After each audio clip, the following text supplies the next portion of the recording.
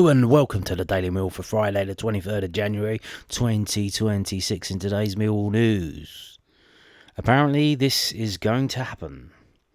I thought it was a joke earlier in the week, but it's apparently going to be happening. So yeah, this is from southernnews.co.uk. Mill in talks to sign Barry Bannan.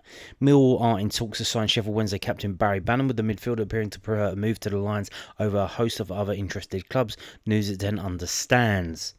So they understand. This is Southwark News. This is their local paper. Obviously, it's not. I don't think it's as sure a thing as Richard Corley back in the day saying when he had information, it was inside information. You could probably bet your house on it.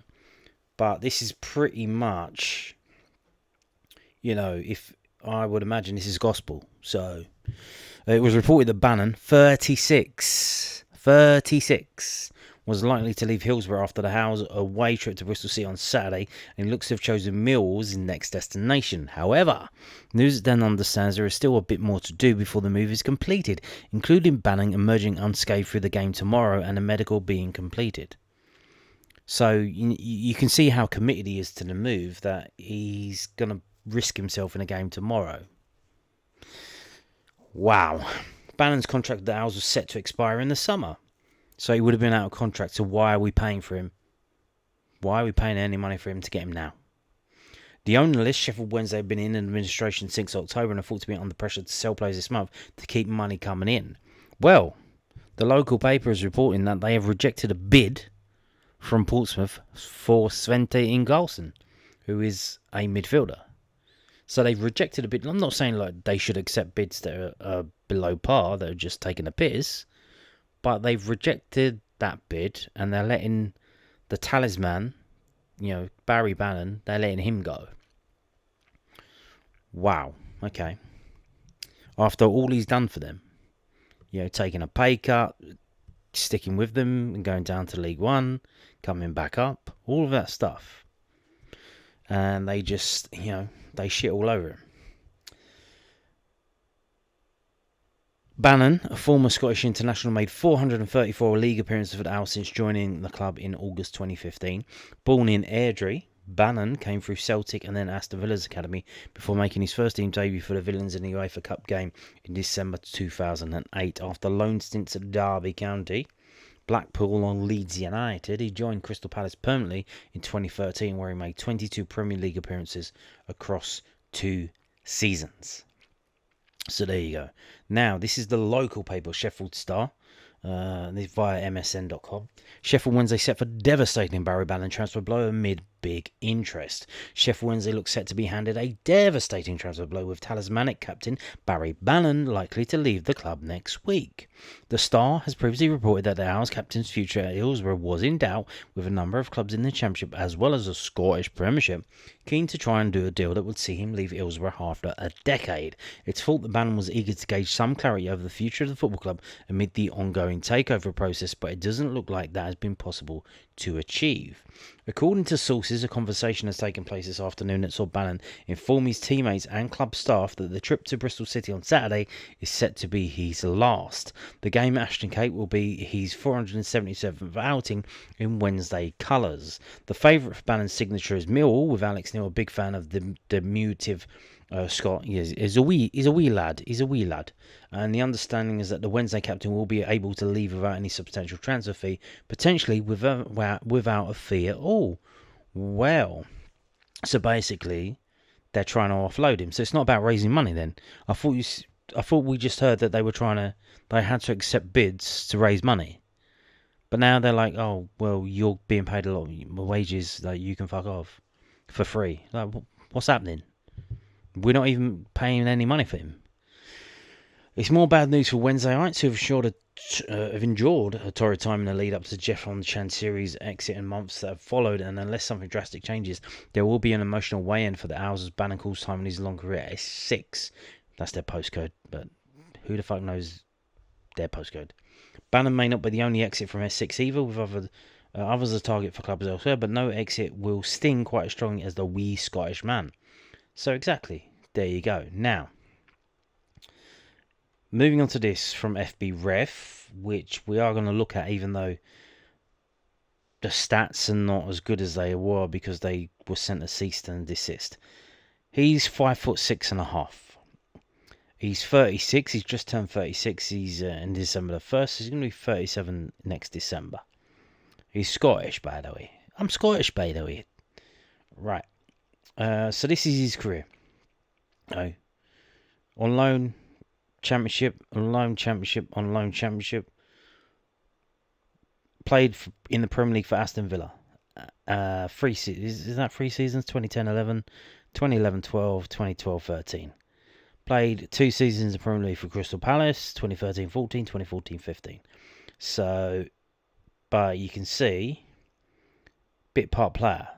12 games in the Premier League, or 12 matches 7 starts, 10 starts, 18 starts, gets a move to Palace, 13 starts, 2 starts, and they finished 10th. What was that about? Was he injured? Goes down to the Championship with Bolton. Didn't do too well because they finished 18th. Immediately bows out that after. Well, that was. This is the same year, 2014-15. This is the same year. So I imagine he started there and then moved there. Maybe it was a loan. I don't know. It doesn't say that here, so I don't know. I can't tell you. Then he starts with Sheffield Wednesday. This is 2015-16. So this is 10 years ago. In the Championship they finished 6th. They finished 4th. Then they're mid-table. Then they get relegated rock bottom 2020-21. Obviously, that was the season, the COVID season, coming back from it. Finished 4th in League One, finished 3rd in League One, go up via the playoffs. Then in the Championship, 20th, then 12th, then 24th at the moment. This is the current season. So he has played in the Premier League, but most of his games have been in the Championship. Most of his minutes has been in the Championship. This is minutes. This is average. If you divide minutes into 90, this is how many you get. So you can see at the moment he's on 26.2. Last season it was 38 games, 37 games. So to be fair, doesn't look like he gets injured a lot. Although you could say, well, he hasn't been injured yet. He hasn't been injured yet. But of course, once he comes to Millwall, I'm sure he will fit right in and immediately get injured and be unavailable. So, there you go. And as a 36-year-old, any injury he gets, it's going to be career-ending. We've just seen that with Luongo, basically. Obviously, not a goal scorer. So we can't. This is just goals, goals, assists, goals and assists, goals minus penalty kicks, yellow cards. But he's not really a goal scorer. He's a midfielder. He's basically, was he? Kind of like a number 8, number 10. I don't know. These are his shots.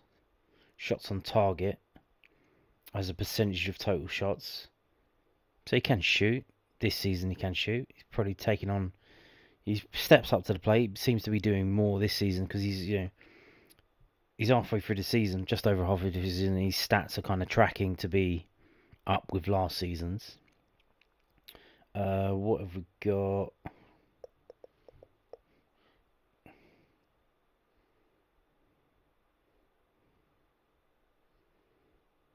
Okay. So on and off the pitch, team success. Net goals per 90 minutes by the team while the player was on the pitch, minus net goals allowed per 90 minutes by the team while the player was on the pitch. So there you go. But, not looking too good for them recently. So it's +4 at the moment because obviously, the team's absolute dog shit. Foul. So again, we can't really get much information from FBref.com. Fouls committed. So far it's 13. The whole of last season it was 18. So he's committing a lot of fouls. Being fouled himself, it's 15 at the moment. It was 20 last season. Crosses. So he put this again. Last season he put in 151. This season so far he's already up to 137. So they need him. He steps up to the plate, and he's putting in numbers that are going to blow last season's numbers out of the water. Interceptions, 31 so far this season, 20 last season. Tackles 1, in which he won possession of the ball by tackling the opposition. So far only 24, 40 last season. So see, I'm not really tackling much at the moment. Okay.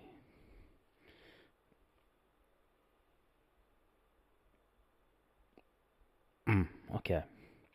So there you go. There's his career. If we move on to this, these are the matches that he's played so far this season. Absolutely dire. They won against Portsmouth, and that's the only game he's played in that they've won all season. Rough. It's fucking rough for them at the moment. Absolutely rough. But he wants to be there. Apparently, according to someone on social media, he broke down in tears when he was telling them about, I'm going to have to leave. I'm going to have to leave. He doesn't want to leave. So, that's great that we're signing a player that doesn't want to come to us. He doesn't want to leave the place that he's at. Now, obviously, maybe he'll change his tune when he starts winning games, but I mean, this, if you're a professional footballer, this must be rough. But as I mentioned, he's putting in the numbers. His numbers are up based on last season, and he's not even all the way through the season at the moment. So you can see, but I mean, look, the last two games, he's not really been doing much, has he? It has kind of tailed off. So yeah, where are we at here? What's this? This is what, September, October. So September, October, he's put a shift in. A bit of November as well, but more recently he's kind of tailed off. So what's that about? Is he fatigued? Has he been overused? If he's overused, we sign him, he gets injured. Bosh, what was the point in signing him? You can see him here, look, 45 minutes, 90 minutes, 90 minutes, 90 minutes. He's playing whole games. 87 minutes in the last game because they subbed him off. I think to give the fans a chance to applaud him because they thought that was going to be his last game. But he's insisting on playing at the weekend. Now here's the thing: if he plays in that game at the weekend and then gets injured, or if he goes up to the ref and fucking gives him a Glasgow kiss, headbutts the referee, oops, red card, and probably 3-game ban minimum, maybe even more than that. You can't headbutt referees in the game. Probably get an 8-game ban, 10-game ban. We still going to buy him then? Surely not. Surely not. Now, moving on to this from whoscored.com. So, this is Sheffield Wednesday's page there. Right, this is who he is at the moment. Right. So, he's their third best player, according to this system on this website. 6.77. The player above him is the left back, or he's listed as a left midfielder here, who was on loan. He's on loan from Man United. And we were linked with him even though he was on loan. Apparently they want to move him to another team for some reason. I suggested, because probably Sheffield Wednesday, they're being run by the administrators and they're trying to cut the budget because they know they're going to get relegated. But here's the thing: if they're not football people, they still need to be competitive. They can't just put out shit because that's a no-no. You can't be doing that. So I'm not saying you should spend, throw money out ham over fist and just keep piling money on it when you know you're going to get relegated. But you have to try to win games. You can't just concede all of your games from now until the end of the season. That's not how that works. You have to try. Because, if you don't, then when you're in front of them saying about certain issues, they're not going to be lenient on you. If you're just giving up and they have to discuss whether they give you a points deduction and how much it's going to be, they're going to fucking throw the book at you because you're not fulfilling your end of the bargain. You're not putting out a competitive side.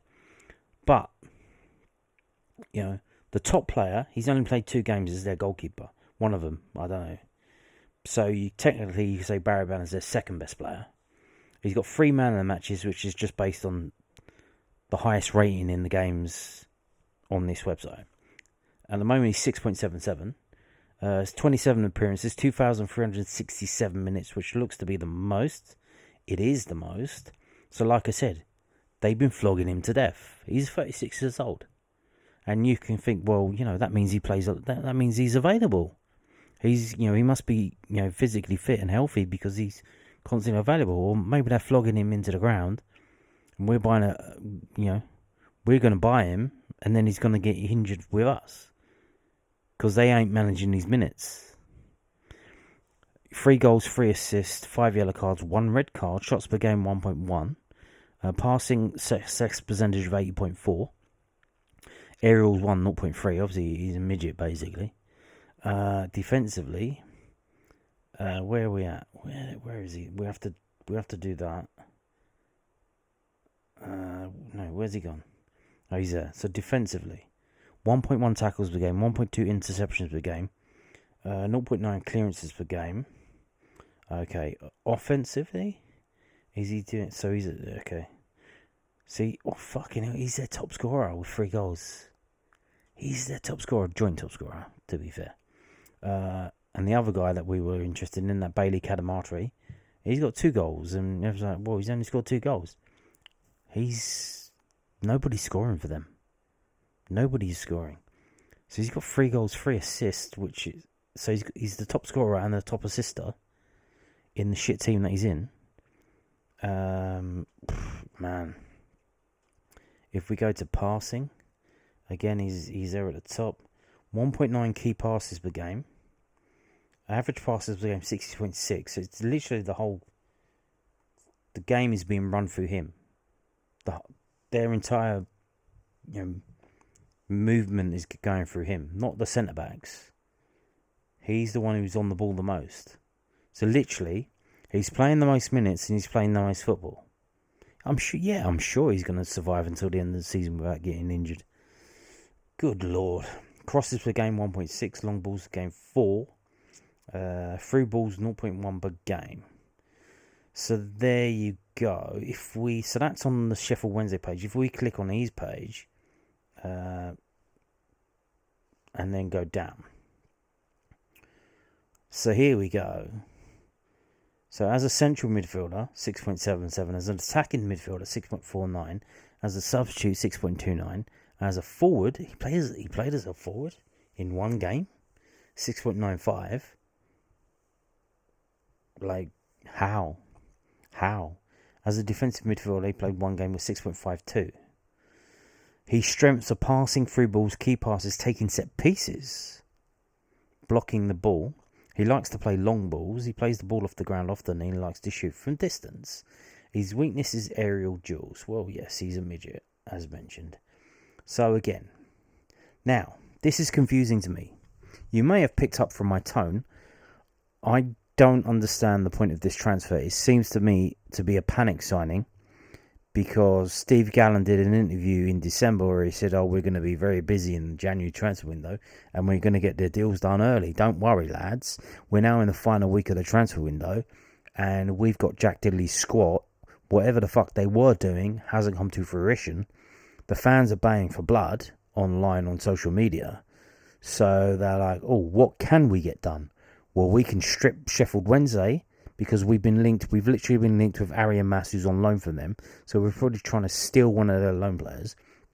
We've been linked with Bailey Cadamartri. We've been linked with Barry Bannan. We've been linked with Jan Valery. So basically, the team that's bottom of the table that's getting relegated because of financial stuff off the field, we're asset stripping them through the administrators.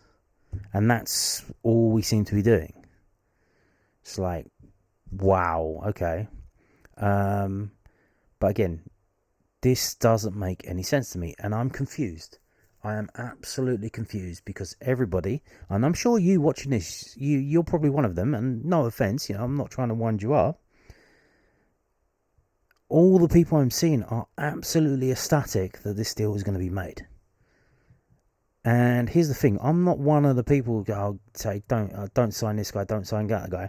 When we were linked with Alex Neill, I said, fucking tastic, this guy sounds great, let's fucking sign him. And everyone was like, I'm not sure, Alex Neill. The only people that I'm generally kind of supportive, or like, I'll wait and see. I'm not forthright about this. The only people that I've been forthright about has been Zach Lovelace, I couldn't for the life of me understand why the fuck we were re-signing him. He got absolutely injured. He'd done his knee, I think on his debut for Rangers in a game against St Mirren. I know because I watched it. I think he came on as a sub and then he had to go off injured. Or no, he might have started the game and he had to go off injured. On a stretcher, serious stuff. And he hasn't been the same since. He took ages to come back. And, he keeps getting injured. I had no idea. I couldn't for the life of me figure out why the fuck we did that deal. It made no sense at all. None. Absolutely none. And this, again, doesn't make any sense to me. Unless, Smallbone. What's up with Smallbone? Is he not coming back? Is he actually injured? Like, what the fuck's going on with him? I don't know. There was some talk that, Sheffield United were going to hijack the deal. They were going to try and buy him outright from Southampton, so that would force them to cancel the loan. So is he coming in to replace Smallbone? What's the situation here? Don't understand. But not only that, you could say, why did we bomb out George Savile last season then? Well, to be fair, we didn't bomb him out. His contract was up. We offered him a new deal, but it was on lower money because we said, you're going to be a squad player next season, George. You're not going to play a lot of games, so we're going to have to reduce your wages. And quite rightly, he took umbrage with that. He found a better deal at Luton Town. So why have we now... Then after that, we signed Luongo, who's even older than George Savile. And then we signed... now we're looking to sign Barry Bannan, who's even older than Luongo. Why didn't you just keep George Savile? And you think, well, Luongo's played in the Premier League. He's got Premier League experience. George Savile hasn't played in the Premier League. He was with Chelsea. He came through... he won the FA Youth Cup with Chelsea. He was an unused sub for Chelsea a couple of times. I think in League Cup games and in the Club World Cup. Yeah, it was going back in the day when he was at Chelsea. He was going then. But he never played a first team game for Chelsea. And Barry Bannan, I've just shown you he's had, a few seasons in the Premier League. So, he certainly has the pedigree, and he's playing well in the Championship this season for a team that's rooted rock bottom of the league. But, he loves the club. He's been there 10 years. Despite their problems, he's made concessions to stay there. He took a massive pay cut. He stayed with them when they got relegated from the Championship, even though he's a better player than League One. He stayed there and played in League One because he wanted to be at the club. He broke down in tears because he has to come to Millwall now, and he doesn't want to leave Sheffield Wednesday. So how's that going to be? That he doesn't want to be at Millwall. Is that the type of signing we want? Someone who doesn't want to be here. So again, everybody's jumping for joy. I can't for the life of me figure this out. Now maybe it works out. Maybe it does work out. But I'm not saying like it's going to be a disaster. But it doesn't make any sense to me. So we'll see. We'll see how it works out. But again, unless there's something else going on, like I said, Smallbone, Dan Kelly, Derek Mazusako, I don't know, are they going out on loan? Does Alex Neill not want them around the first team because he doesn't think they're good enough? Maybe they've got a few flaws. They're not perfect. Barry Bannan, obviously, he knows what he's doing. He's not a kid. Certainly not a kid. So, yeah. There you go. Yeah. So this is the signing of the January transfer window. It seems to me a bit late and a bit desperate. And, it might not go through because he's insisting on playing in this game. And if he goes down in a heap, that'll be that. He gets to stay at Sheffield Wednesday, and we'll see how we go. Right, moving on to, I think the rest of the video is just previewing the game tomorrow, which is a 12:30 kickoff. So we're less than 12 hours away. Sorry for the late video today. Had an absolute nightmare earlier. Yeah. Right, so this is Southern News. We've got two stories of comments from Alex Neill regarding the game. So yeah. We don't want to get caught up in the occasion. Mill boss keeps focus on the job against rivals Charlton Athletic. Oh my god, that's Bender there. Bender, yeah, last time we played them, Bender was in goal, wasn't he? Okay, now. Millwall boss Alex Neill said his side must not get caught up in the occasion when they take on South London rivals Charlton Athletic at the Den on Saturday. How are they our rivals? How are they our rivals? Do you understand the word rival? They are not a rival. They are... I don't know what they are, but they're not a rival. The Lions have not lost the Alex since March 1996, a record they preserved during the reverse fixture in September. Maurice Bangor-Williams scored an 88th minute equaliser. You know, and he had the ball in the goal as well, didn't he? For another one that got taken off for offside. Mill have gone from strength to strength since then and are competing for the playoffs in the 5th place. Charlton, who were in the top 6 as recently as early November, have dropped to 18th and are in danger of being dragged into a relegation scrap in their first season back in the Championship after a 5-year spell in League One. Alex Neill expressed excitement ahead of the derby. Always excited. Oh, you know what? I love derbies. You know, I've always had a good record at the clubs that I've been at with derbies. I understand the importance to the club, you know, to the fans and what it means. And we'll be treating this game with the utmost importance, and it'll be a good game, and hopefully we can perform well. When we talk about the stakes of the game, I don't ever like to play derbies down because they are what they are, you know. But ultimately, it's 3 points for us. And I know it's bragging rights and all that sort of stuff, but as far as we're concerned, it's another home game that we need to try and win on the journey that we're on at the moment to try and make sure we add points to our tally. It does mean a little bit more, though, you know, because it is a rival. But what we don't want to do is get caught up in the occasion. We want to play the game, and the important thing is that we're focused on the job that we've got to do, you know, rather than getting carried away with any of the other stuff. Exactly. Although someone please tell him that they are not our rivals. God damn. Right, moving on to story number 2. Mill boss, I expect Charlton to make it a really difficult game. Mill boss Alex Neill expects Charlton Athletic to make Saturday South London derby a really difficult game. The Lions welcoming the Alex to the Den in the latest meeting between the rivals of fixture. Mill have not lost since March 1996. That's both home and away. Not just at the Den, that's home and away. The most one-sided derby in the world. That run looked under threat when the sides met earlier this season at the Valley, but Reece Bangor-Williams scored an 88-minute equaliser 14 minutes after Charlton fullback Kane Ramsey was sent off to secure a 1-1 draw. The teams have experienced contrasting fortunes since. Millwall competing for the playoffs in 5th, while Charlton sit 18th and are in danger of being embroiled in a relegation scrap in their first season back in the Championship after a 5-year hiatus. Despite that disparity, Neill anticipates a stern test. You know what, I expect them to make it a really difficult game. You know, I think against the ball, they're very hard to play against. They make it a 50-50 game in their setup, and I think Nathan, you know, has done a really good job there. You spoke about them having a few rough patches, and I think perspective was always needed. Charlton have been in League One in recent years and are now competing in the Championship. You know, if I was them at the start of this season, if you stay in the Championship when you first come up, that's the first threshold you want to try and reach. You know, at the moment, they're making a good fist of that, and we know it's going to be a really tough match. I've watched a lot of their games recently, you know, preparing for this game. It's going to be a tough game for us, you know, we're aware of that. We just need to make sure that we do what we do well. Yeah, you know, they're going to be... Will they be physical, or will they be floppers?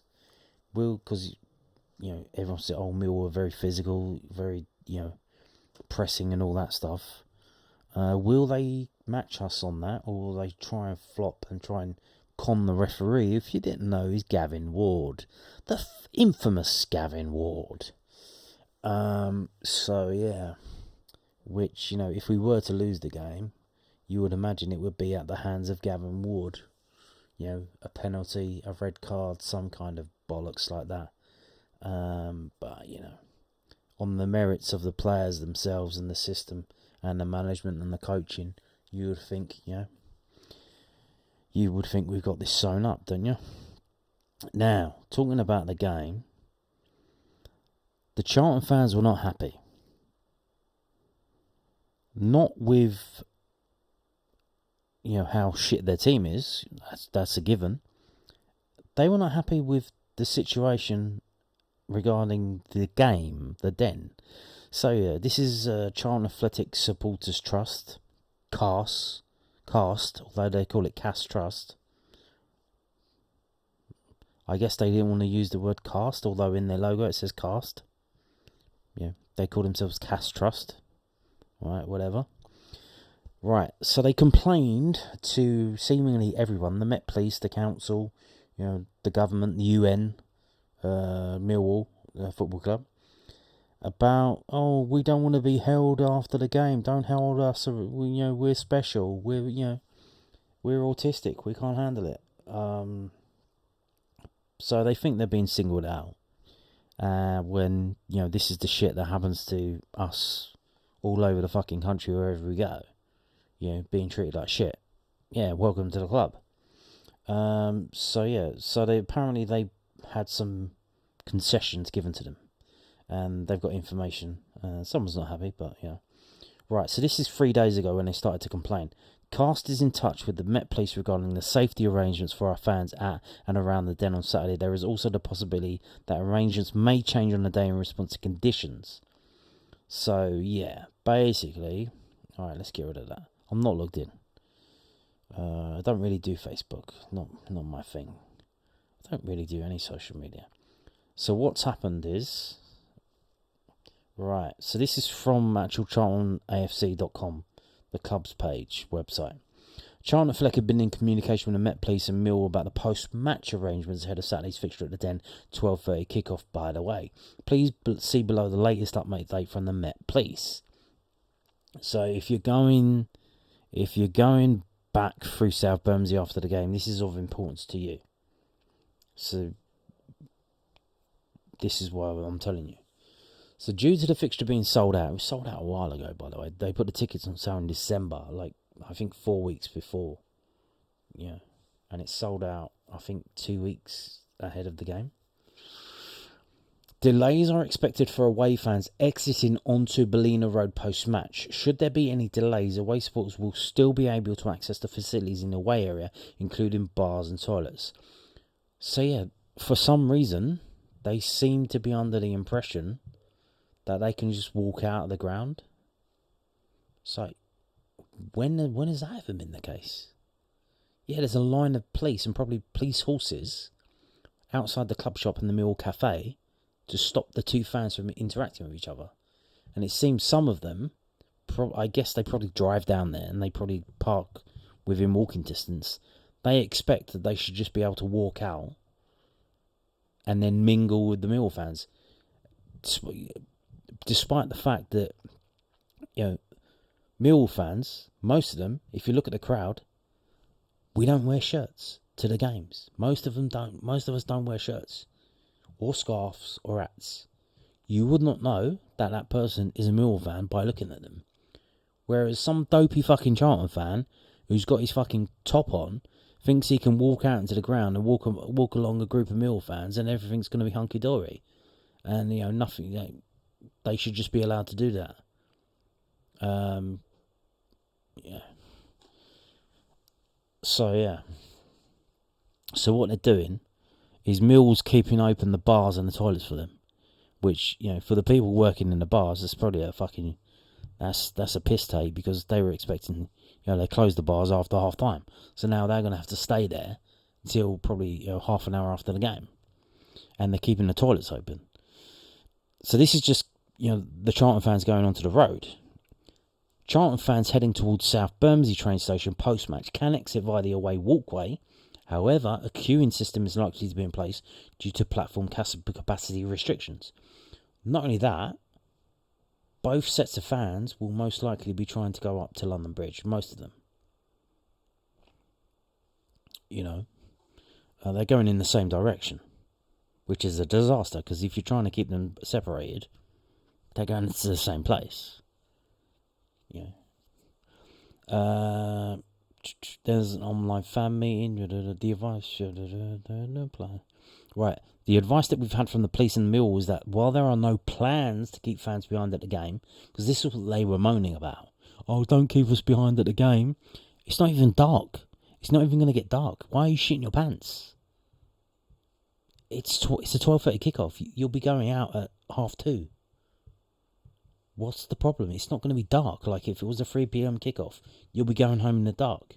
And then you will be fucking scared. It's likely that because it's a sold out fixture, there may be some delays when exiting the stadium. So yeah, you're gonna go down the walkway. You'll be stopped at the exit to the station, and then they'll say, okay, you go, stop. You have to wait for the next one. In terms of there being a holdback, that's something that they are not planning on doing.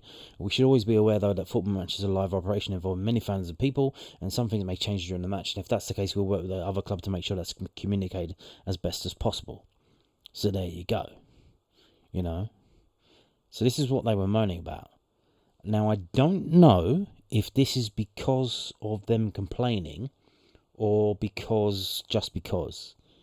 I had a look at the trains. Yes, I know. So this is at South Bermondsey. This is from opentraintimes.com. This is at South Bermondsey at 11:45, so before the game. It seems as, for some reason, the Beckenham Junction trains aren't running, but the trains to East Croydon are running.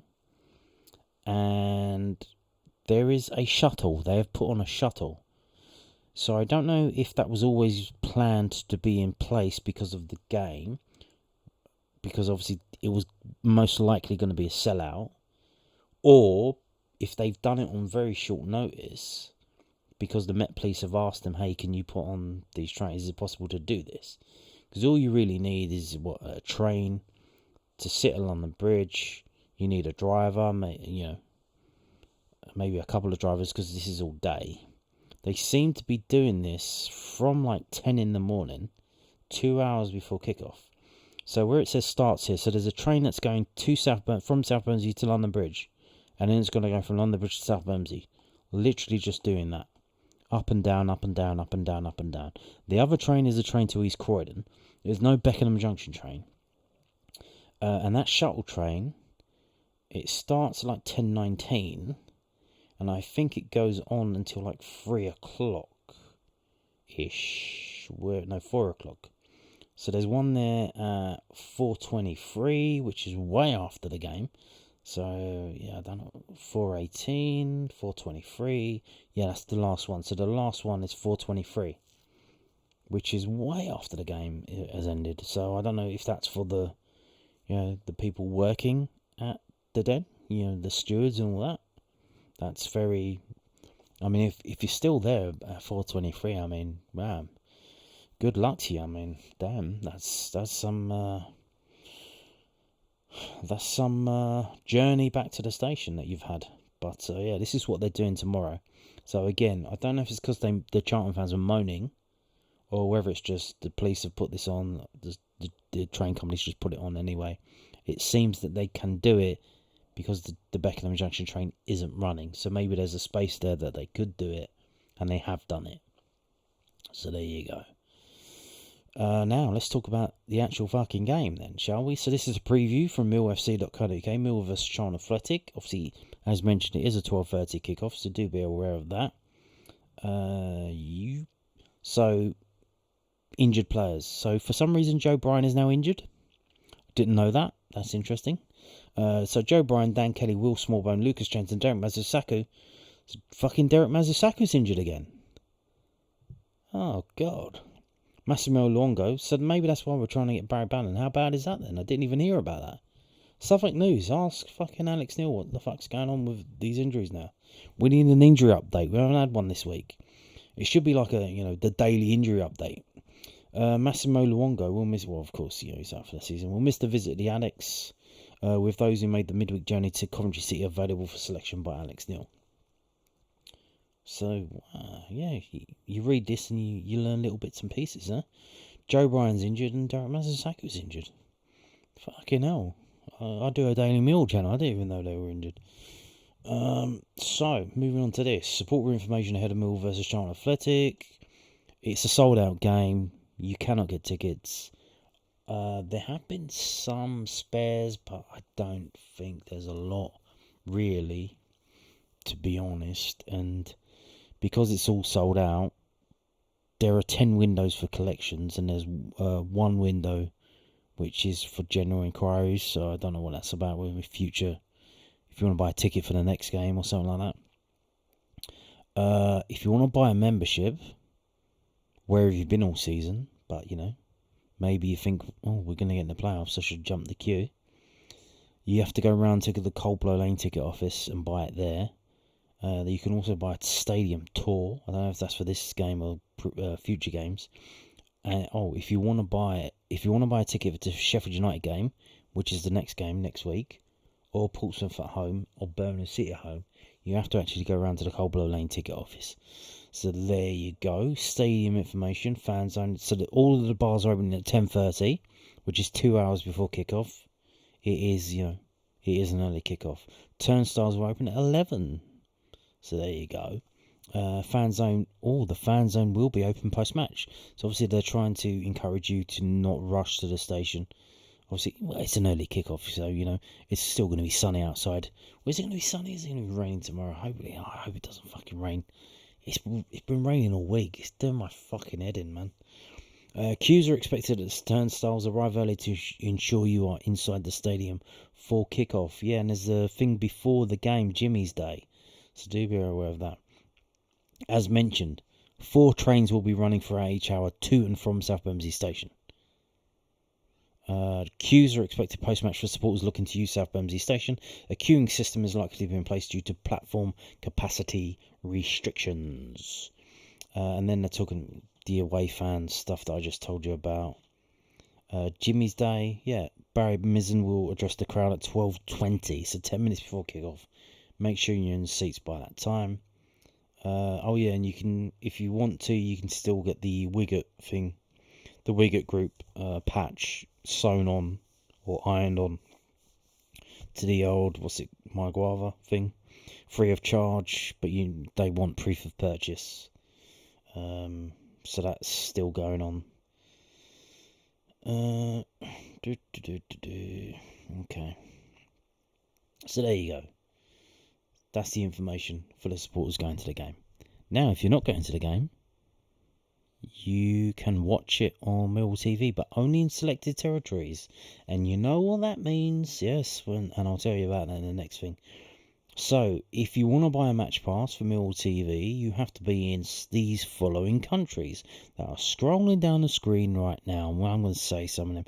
Comoros, Cote d'Ivoire, East Timor, Ethiopia, Gabon, Gibraltar, Hong Kong, Kiribati, Liberia, Mauritius, Mongolia, Namibia, North Korea. I believe they prefer to be called the People's Republic of Korea. Papua New Guinea, Sao Tome and Principe, Swaziland, Togo, Tokelau, Zambia, and of course Zimbabwe, formerly Rhodesia. Now, if you are before that, if you're in the UK, the game is on TV. That's why it's kicking off at 12:30 to avoid the 3 p.m. blackout. It's actually on the normal Sky channels. It's not on Sky Sports Plus. It's on Sky Sports Football. It's on Sky Sports Main Event, so the channels. It's on Now TV, and there you go. We'll ignore that for the moment. If you are in any of these countries, you can watch it on the channels alongside the country name. So in the Caribbean, it's Disney Plus Premium Caribbean. In Afghanistan, it's Fan Code. In Australia, it's beIN Sports 2 and beIN Sports Connect.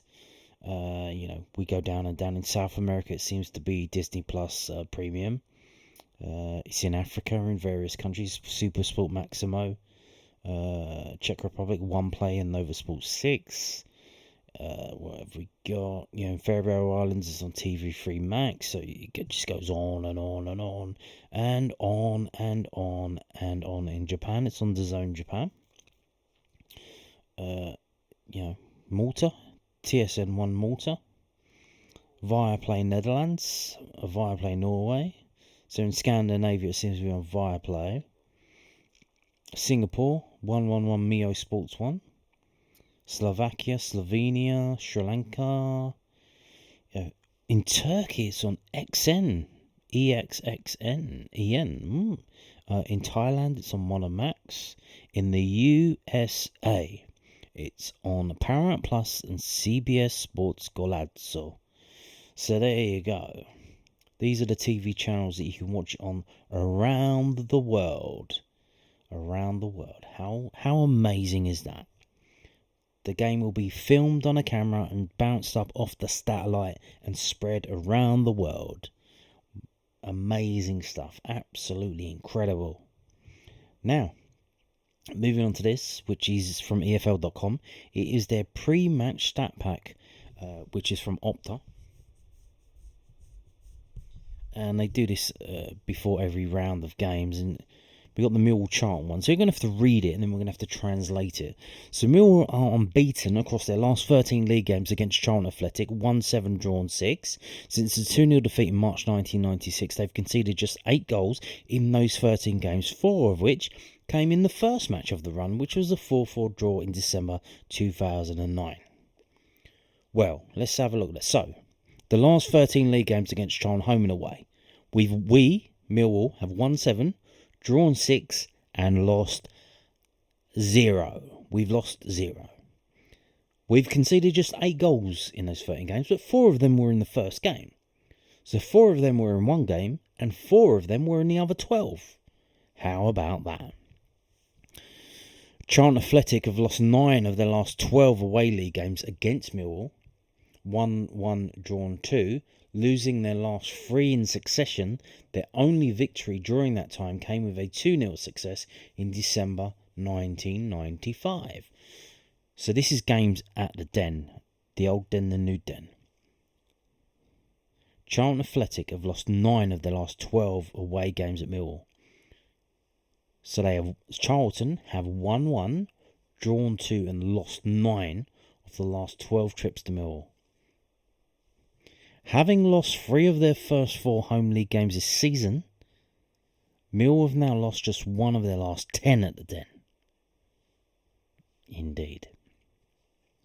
Charlton have won just 1 of their last 18 away London derbies in the Championship. That sounds good. Conceding at least twice in each of the last 6. So Charlton have won just 1 of their last 18 away London derbies. So again, they seem to be shit, not just against us, but against other London teams. Oh dear, what a pity. Never mind. So 18 games away for Charlton versus other London teams. They have won 1, drawn 5, and lost 12. Wow. And in the last 6 games, they have conceded at least 2 goals. Wow. That is amazing. Amazingly bad. For them, for us, chef's kiss. Charlton have won just 2 of their last 13 league games, with both victories in that run coming out at home. So this is their recent form. What they're doing in the league right now. They have won 2 of their last 13 games. So they've won 2, drawn 3, and lost 8. And both of those 2 wins were at the Valley. There you go. How about that? How about that? Their away form must be shit. Well, let's have a look at this. This is from 11v11.com. This is his historical record, and it's the most one-sided, derby in history. They are not a rival. They are not a rival. They've never been a rival at all. There is nothing here. We are better than them in every way. In terms of on the pitch, off the pitch, we are better than them in every way. So, funnily enough, the first ever game at Millwall in the Football League, Division 3 South, we lost it 1-0. And we didn't lose again for many, many games until 1935. And that was a 3-1 defeat. And again, we have that from 1935. We didn't play them again until 1966. So a massive, 31 years we didn't play each other. And we don't lose to them until 1978 again. And that was in October 1978, a 2-0 defeat. And then we don't lose to them. This one doesn't count. This doesn't count. A little fun fact. I was the ball boy for that game. I was one of the ball boys. Anglo-Italian Cup. It was fucking freezing, even though it was only September. September 1992. 2-1 defeat. Anglo-Italian Cup. I was the ball boy for that game. Yeah. Anglo-Italian Cup. I think if you don't remember that competition, what they had, it was like the Johnson Pay Trophy, the way it is now, where they had groups. And you had an English group, and you had to win your group to go through to play on an Italian team.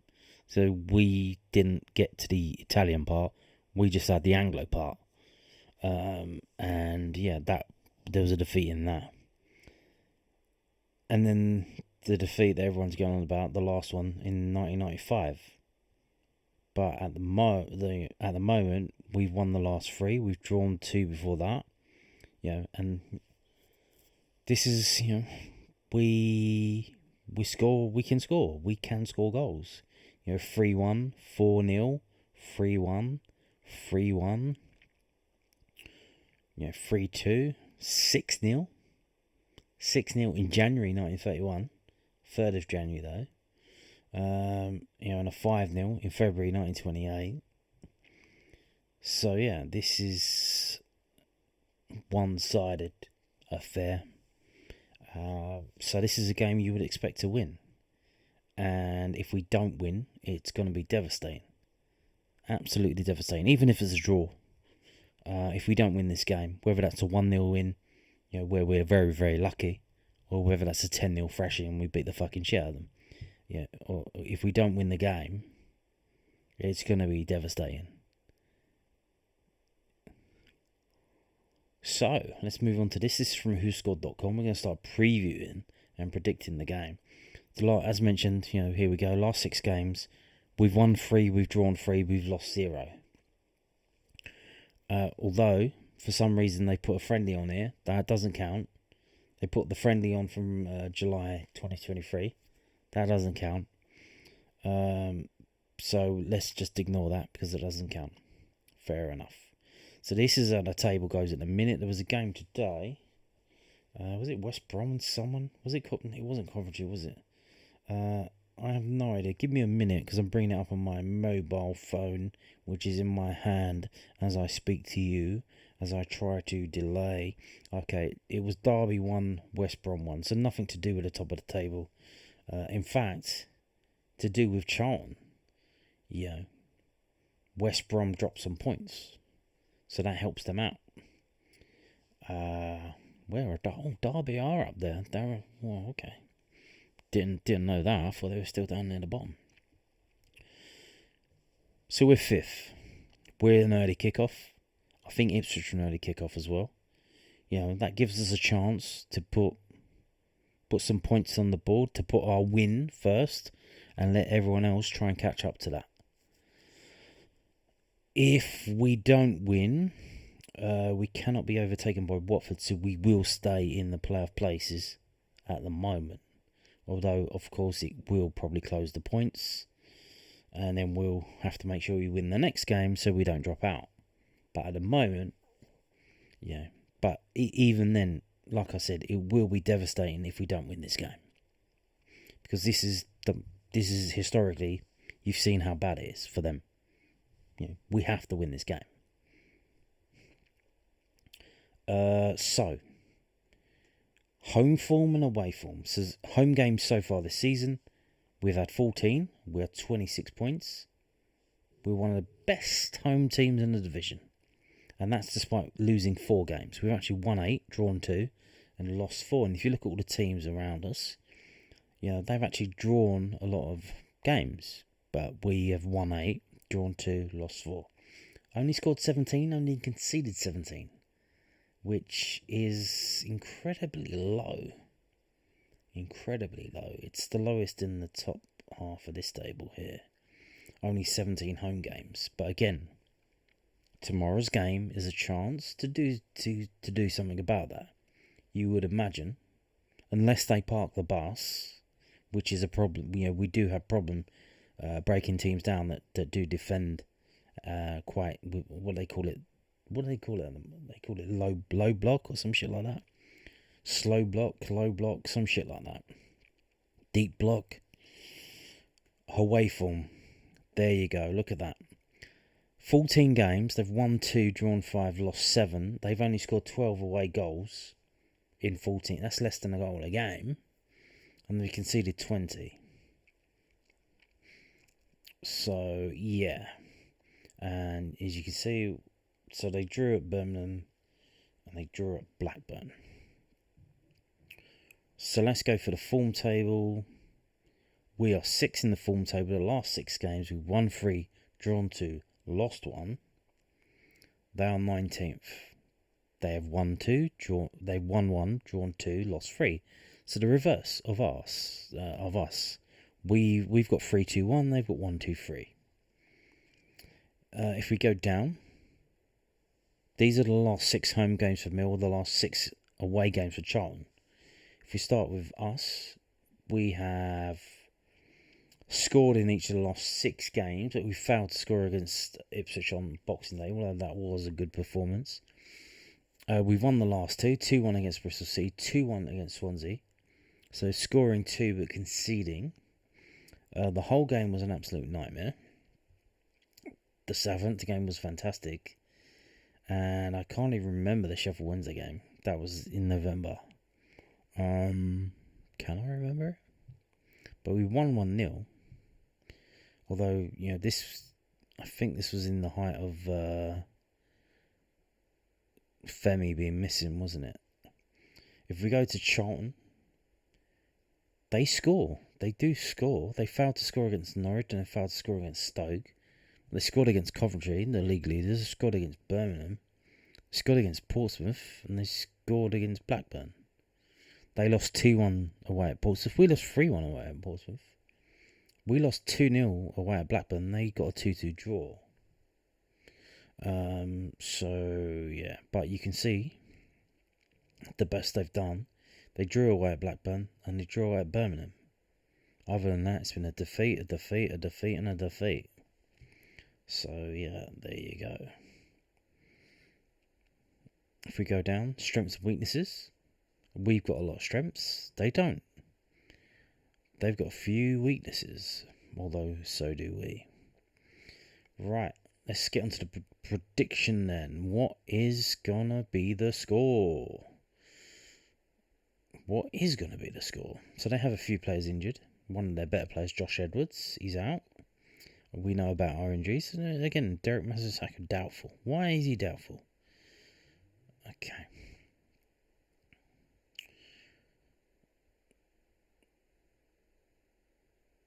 Mill were heading for a respectable point on the road against league leaders Coventry on Tuesday night until Hadji Wright popped up late with a winner for Frank Lampard's men. At home, the Lions have won 7 out of their last 10 championship encounters. Charlton were unable to capitalise on Matt Clark's late red card in midweek as the Addicts were beaten 2-1 on home soil by an informed Derby side. That result ended a 3-game unbeaten streak for Nathan Jones' side, who are winless in 8 on the road.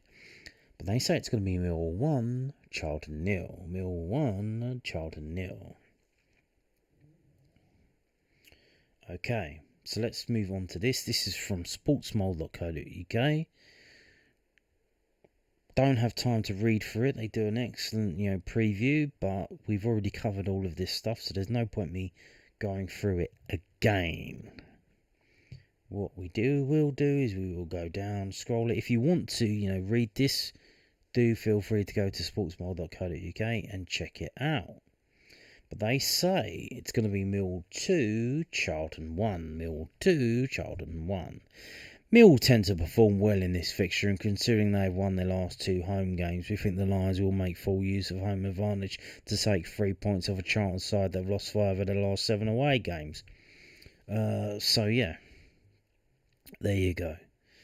Like I said, if we don't win this game, it's going to be devastating. It's not going to be our season over, no, nothing like that. But it's going to be like, how did we not beat them? We always beat them. How did we not beat them? Like I said, unless it's an egregious error with, the Gavin Ward show. If he fucking fucks it up. But you've got to expect, if they do park the bus, we've got to score. We've got to find a way. There was some talk. I don't know if you see the video I made the other day. Alex Neill was talking about, if Josh Coburn had started against Coventry, then he couldn't start against Charlton. I was like, so Josh is going to start against Charlton.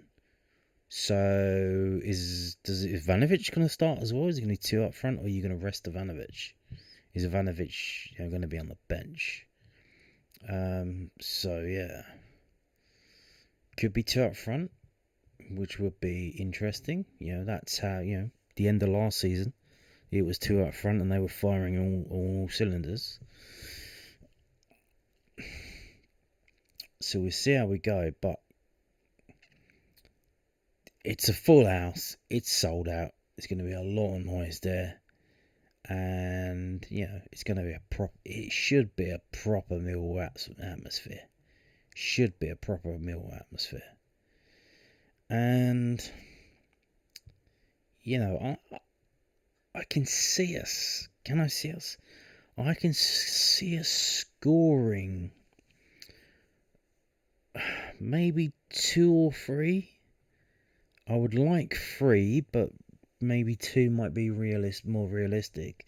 And then it's just a case of, will they score, or will we keep a clean sheet? Hopefully they don't score. But, I'm going to go 3-0. I think we're going to win the game 3-0. So I'm going to, 3-0 to us. And on that note, thank you for watching, and goodbye.